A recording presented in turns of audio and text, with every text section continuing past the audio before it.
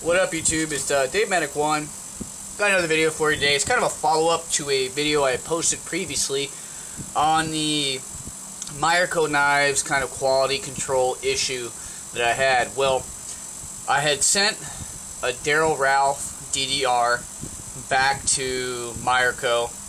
They're located in Texas, and basically what you've got to do is you got to go ahead and take the original packaging and the knife and send it to them with your original receipt, like where you purchased it. Send it to them, and they'll go ahead and look it over and send you back a replacement, or if they don't have it in stock or they don't make it anymore, they'll send you one of equal value.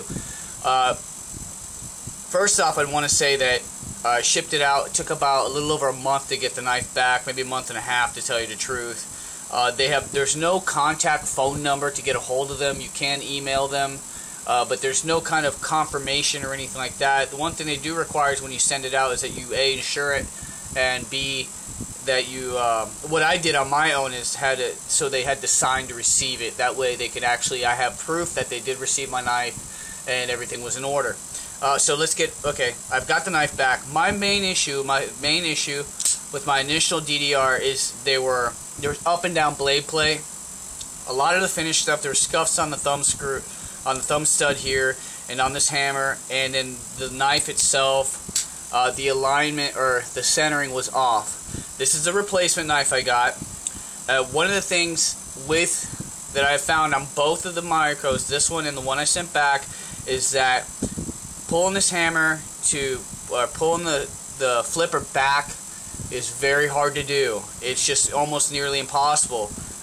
This one is not, and I'll get into that in a minute. But that was a pain in the butt. I mean, you had to sit there, you had to really wrench hard to get it to open. So that was an issue. Even with, this is the replacement knife I got for it, and it was still an issue with that. The blade was off-centered. The lockup was strong though, so no big deal. So to avoid having to go through sending it back and all that good stuff, or not good stuff, but all that pain in the butt, I decided, I was like, forget it. You know, I'm just going to deal with what I've got and work it out. So my issue, this video, the reason why I'm doing it is, number one, the quality on some of their knives, I can't say all their knives, but from what I've seen and with this are kind of poor, so I would kind of stay away from getting this model here.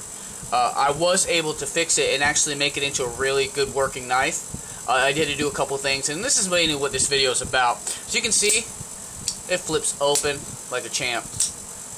And what I had to do, and what the issue was with this with this knife, is the detent ball, or the hole. They have a hole that's drilled in, partially drilled, or a hole that's kind of drilled into the blade where the detent ball actually hits it. That hole, or the detent ball, protrudes so much that it goes real deep in that hole, and it takes a lot to push on this to get it to go. I opened the knife up, and what I ended up doing, and if you have an issue with a knife like that, that's the reason why I've got this video, to give you guys a couple hints there, or little clues, or tips that you can do to fix it if you want to go through the hassle taking it back. Is I went ahead and that actual hole, and here I drew a diagram here. I don't know if you can see that. This hole right here, because it was so deep, I took a bigger drill bit and put it in my drill press, and I actually just drilled into it a little bit.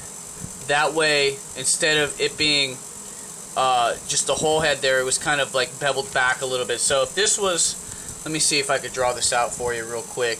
Let's say if this was a hole that was drilled here, when I went in with a larger drill bit, it actually drilled in. So this right here is the original hole that was drilled in there.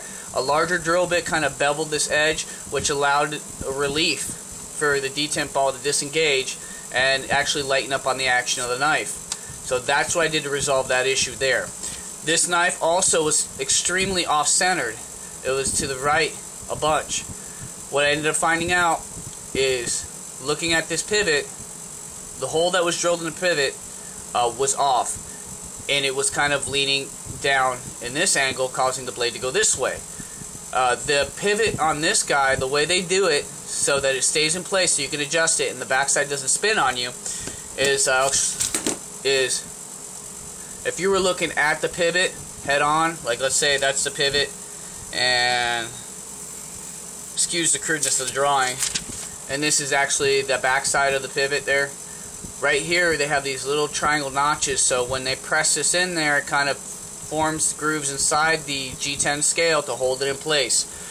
So what I went ahead and did is I went in with a drill bit and did it by hand, and kind of, instead of going, my angle was here, so what I did is from this side is I went with a drill bit, just a little bit, just a slight angle, and twisted the drill bit by hand like that to take away a little bit. That way it's seated better on there. And I just did a little bit. You have to be careful. You go too much and you'll send it the other way, or you'll have the pivot going around and you'll have blade play.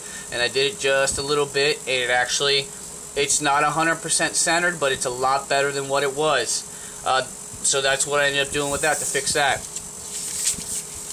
Now, this knife, when you get it, it is spring assisted. I took the spring assist out. Doesn't need it. It does not need it, because once I tapered that pivot, the hole in the blade where the pivot or the detent ball engages, once I tapered that off, it had enough built up pressure that once it released and mopped past there, it flies out like a champ. It's got a really nice lockup to it. You know, if you listen to it, it's got that double lock. That's a detent ball clearing the blade, and that's the liner lock engaging. So it's got really nice. When you close it, same deal. Here's disengaged liner, boom, then there's a detent ball.